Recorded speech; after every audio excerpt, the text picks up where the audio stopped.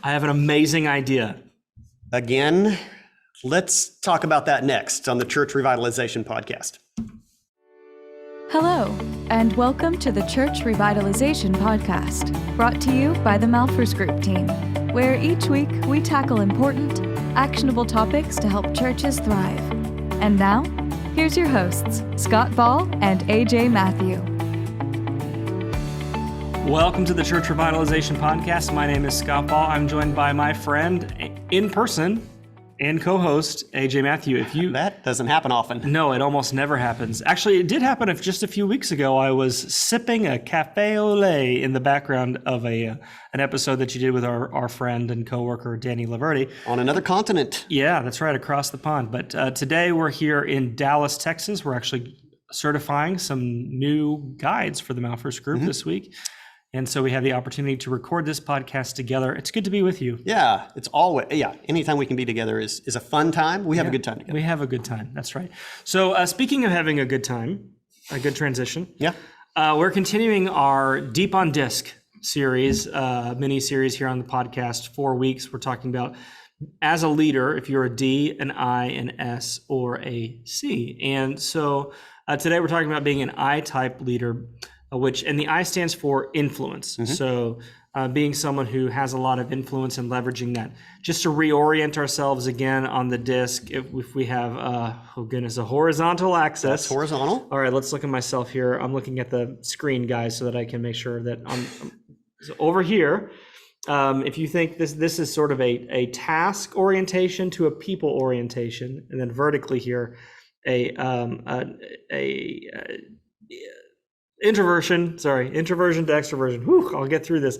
And so over here, we had the DiSC. This is sort of task-oriented and extroverted. That's the D. Today, we're on the I on this side over here, and that is people-oriented and extroverted, and that's the I. So think people who, bit gregarious, Big personality. Like to be the center of attention, like to talk a lot. I score evenly between D and I when I take. You're not an extreme I. I am not, actually. As we were talking through today's show notes, and there are things about an I that I'm like, that's not me. So I'm not 100% I, but I do have enough of it, more of it than you do. More, yeah. I dabble in the I in some instances. I dabble in the I, yeah. But AJ, just for out of curiosity, if you care, AJ's more of a DC on the DiSC, and I'm more of a DI on the DiSC. So we share D, but I'm more of an I. He's more of a C. So. Yeah, neither of us warm and cuddly. No, which is the S, by the way, to peek ahead to next week. Okay, so let's start. Let's talk about I. So again, just to kind of frame this up, each week on these episodes, we're going to talk about the strengths of this type, the challenges associated with being a leader of this type, and then what's the key to success, kind of a succinct way of wrapping this up. So let's start, AJ, with the strengths. The strengths of the I. Well, first of all, this is, as we said, a big personality, a charismatic personality. And the nice thing, the positivity about the I is that they inspire people into something. They're driving towards action, which obviously is needed, and especially in the church environment. You can relate this to vision in the church, vision accomplishment in the church, of rallying up people to do something great. So what a strength that is for the church to have some kind of senior level leader that has some I in their personality, to be able to express big ideas and get people excited about the future, which is that should be the normal operating mode for the church anyway, to be excited about the future and what God can do through their church. Yeah, it's kind of a funny thing. It's like, have you ever heard a comedian? I'm guilty of this. You hear a comedian and the joke that they tell is funny, and then you try to tell that joke, and it's just not that funny. The same thing can kind of happen with ideas and I's. It's like when the I talks about an idea that he has or she has, and they're explaining it up on stage, people are like, wow, they feel themselves getting excited about it. They have a personal excitement about it, and so on. And then when maybe you then turn around and try to explain to someone, well, what's so exciting about it? And you're like, falls kind of flat. Yeah, and you go, "What? No, trust me, this is exciting. Just go back and watch the live stream. You'll get as excited as I am." So and we're going to talk about this in a second, while their ideas usually are really good, a lot of what makes them so good is their own charisma and this almost sometimes dangerous cult of personality, but just this magnetism around them. And I know that sometimes we think that that's a bad thing, but I have to think that Jesus was this kind of way, that everywhere he goes, people want to be around him. He has a character about him that people want to be where Jesus is because he's got this magnetic personality. You don't get, out of scripture, you don't, and of course portrayed in movies, Jesus is never like, always hey, everybody, yeah, come on. Yeah, he's super stoic and very calm and which leaves this impression that it was just like this, for some reason, this attraction that, you could never even understand. And I'm sure there was that. He was God. People were attracted to him. Is God. Sorry, I'm sorry to have used past tense. But yeah, Jesus is never portrayed as being this like commanding personality. But he was referred to as meek. So yeah, that's true. But meekness is not weakness, right? True. Meekness is strength under control. But he does tell jokes. Like we lose some of this in translation. Some of the parables and things are kind of funny. Like deal with the plank in your own eye. Like this is a funny image. We've just heard it so many times, it's not funny to us. Yeah. So there are things like this that Jesus cracks jokes. Jesus has a good sense of humor. I think The Chosen, the show, does the best job. They do a good job of that. Of bringing a little bit more humanity to Jesus. Right. More relatability. Yeah. But we don't need to get stuck on that. But all that to say, an I-type leader usually does actually have a pretty good sense of humor. People like to be around them. And you can think of these people in your own life and go, oh yeah, there's people that they're just kind of fun to hang around. Yeah, they're able to communicate ideas clearly. It makes perfect sense to them. Whatever crazy idea that they've got next, they're able to, for some reason, in probably not that many words even, get it across. And people are like, okay, I kind of see that. That sounds pretty good. That sounds like a lot of fun. I can pick up what you're putting down. Yeah. Yeah. All right, next. Yeah, so next, they're filled with exciting ideas for the future. Again, I mentioned vision a minute ago. They inspire hope in people. Yeah. They inspire people to action because of this idea that they've put forth. People want to be a part of it. And so it's kind of like, they finish talking about it and people are like, well, where's the sign up form? Yeah. Because I'm ready to volunteer for whatever that is. These are the elements. This doesn't play out 100% of the time, with 100% of the people. But I'm sure, you probably have come across somebody like this in your life or in your church. And, whenever they put forth an idea, you can picture how you could play a part in that, and you're pretty much ready to see, how many volunteer positions do we have? Because I think that's me. Yeah.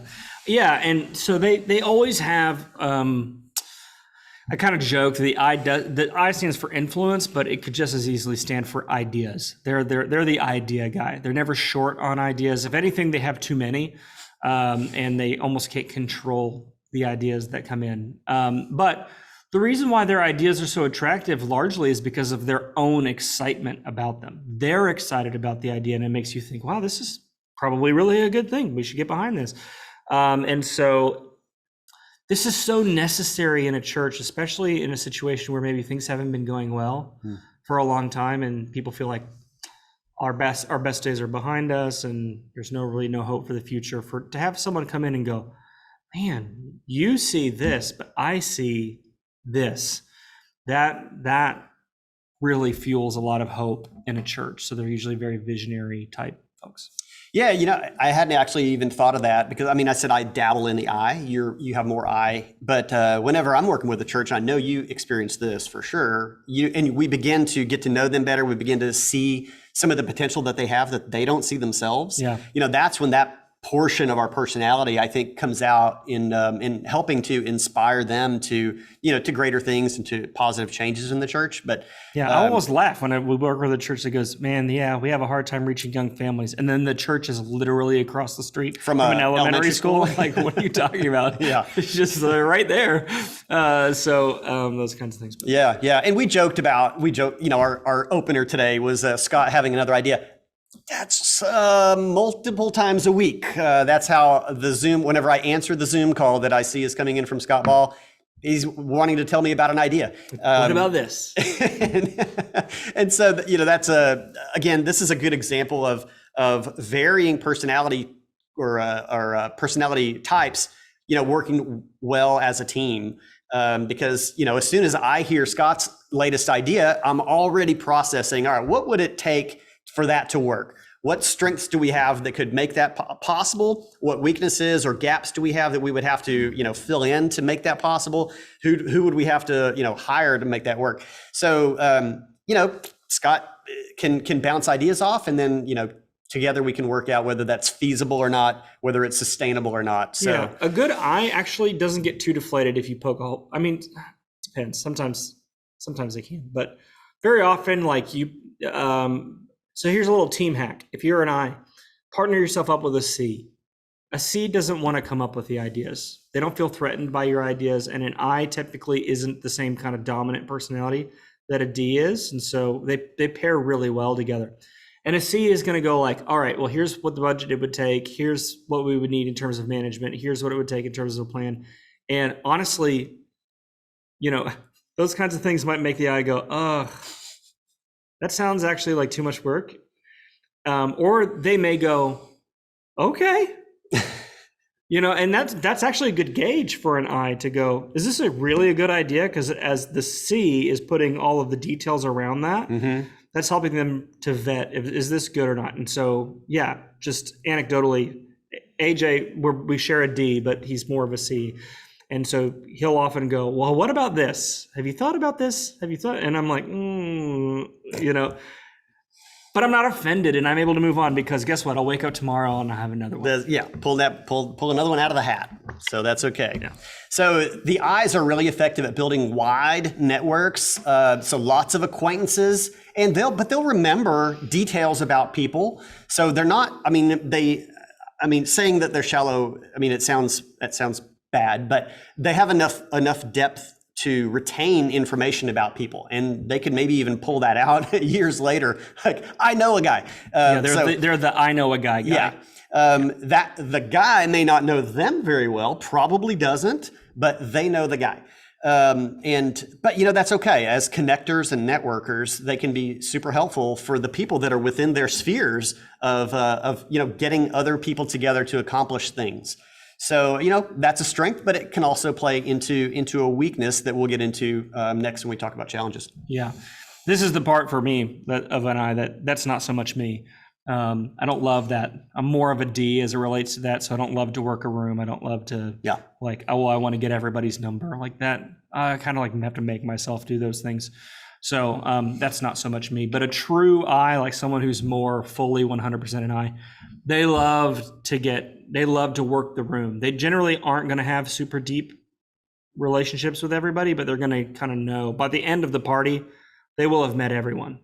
Or more than likely, they will have attracted everyone to them at some point, drawn into a conversation. So let's shift over to challenges. We've already sort of mentioned some of these challenges that this personality type will have, but so let's get into some of the challenges of the I personality type. They're going to struggle to follow through on a lot of their ideas. They've got a bag full of ideas. They're always ready for whatever the next thing is going to be, but they're not who you hire or engage with to put together a plan and bring it to completion. I mean, they may even be able to put together a plan in theory.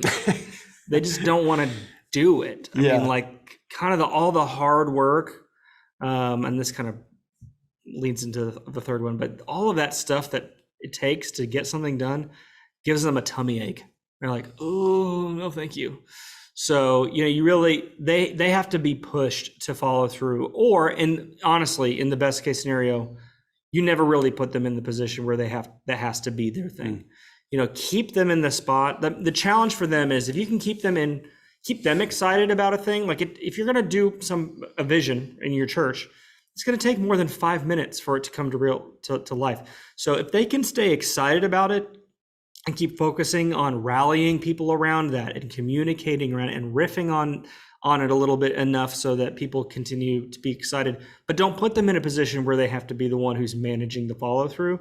That's best. If you try to push them in that hole, they will struggle at best or outright fail at worst. So do everything you can to keep them out of that position where they even have to do it. I know that sounds bad, but honestly, if you want it done, don't give it to them. Yeah, the pastor really needs a really solid right-hand man, woman. Admin person. Right, yeah, to be able to manage the plans and the details, and also be able to give them, I would think, some of the feedback on progress to help keep them energized on last week's or last year's previous big idea. They're going to need that fuel to continue to keep that idea maybe top for them so that they keep talking about it and are positive about it. Totally. And not drive towards, I'm done with that. Yeah, let's move on. Let's do something else. So, definitely in the church perspective here,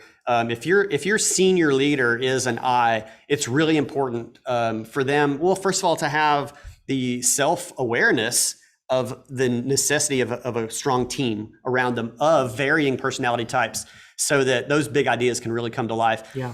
Without it, this is the church that's just going to be probably cycling up and down, maybe even physically in attendance or membership. Yeah. Maybe a spike for a while and then it wanes off. And it's because people are like, I can't keep up with what we're doing here. I don't really follow this. If it's a large enough church, they should have an executive pastor who's managing the staff, because the I will be terrible at that.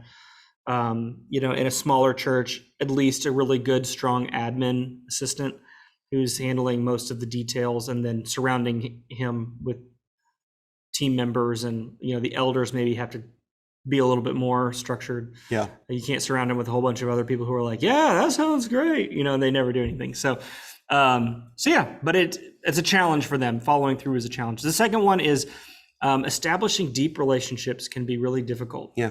They really struggle with this.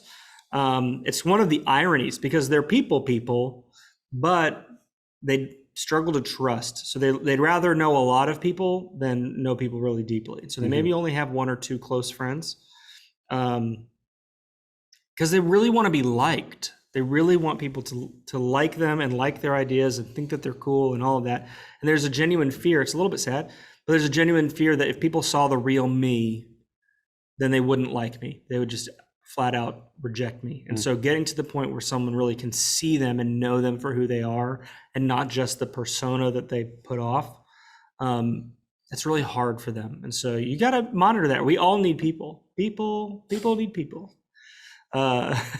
Even people need people, and you got to let people in, and so you got to be sure you have those relationships, people that you trust.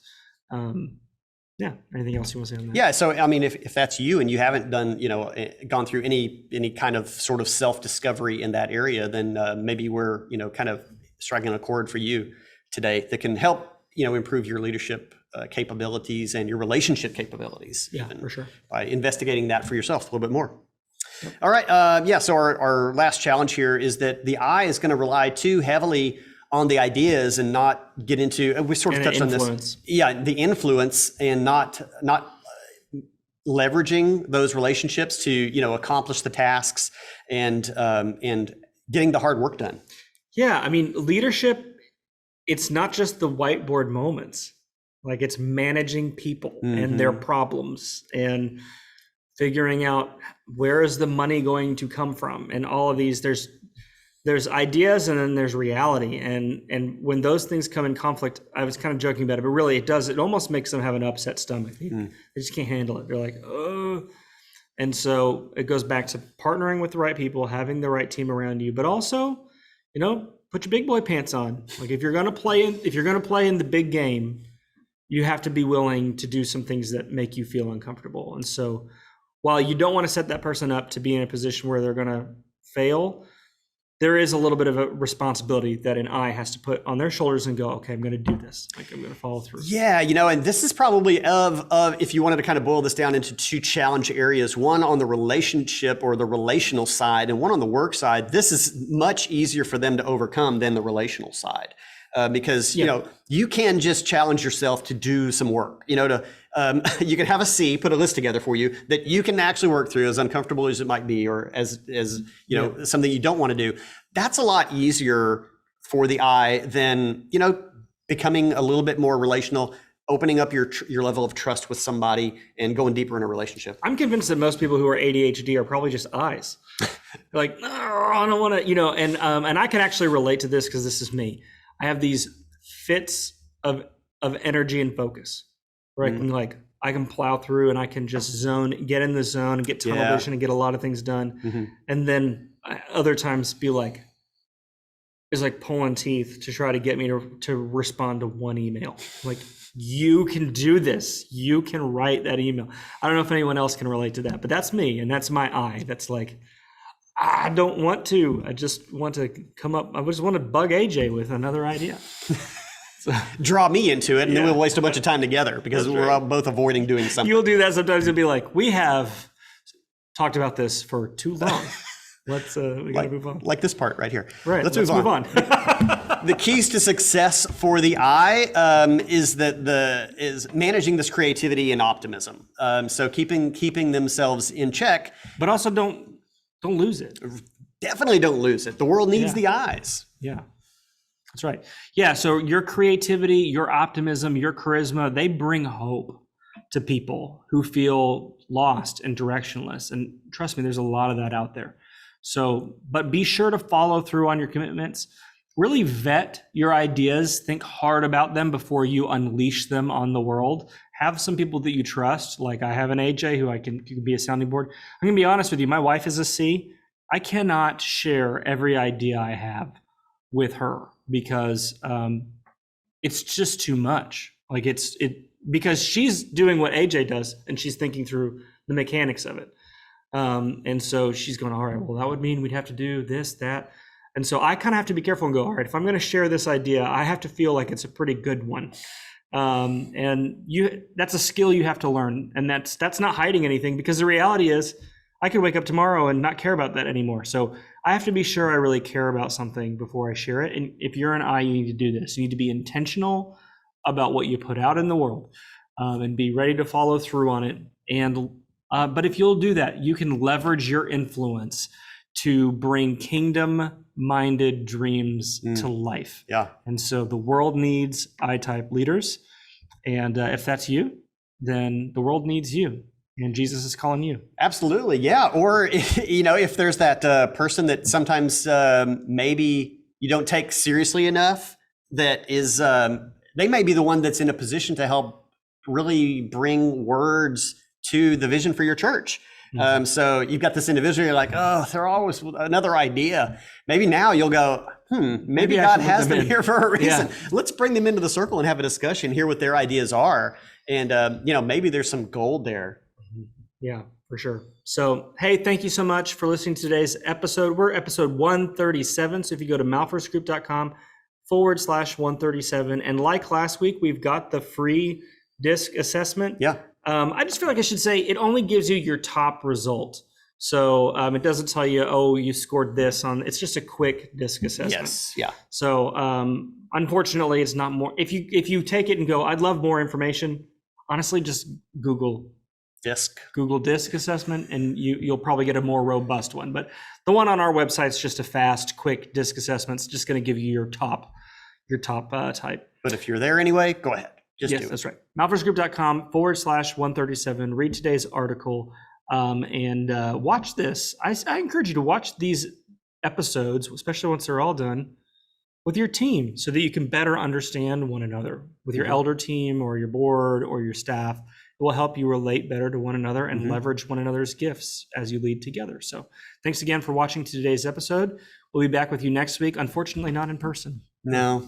Yeah. Back to the old split screen Zoom. That's right. So if you've been watching on YouTube, then enjoy this moment. It won't be back next week, but we'll be back. Talking about C. No, S. S. S. DISC. DISC. Okay. See you next week.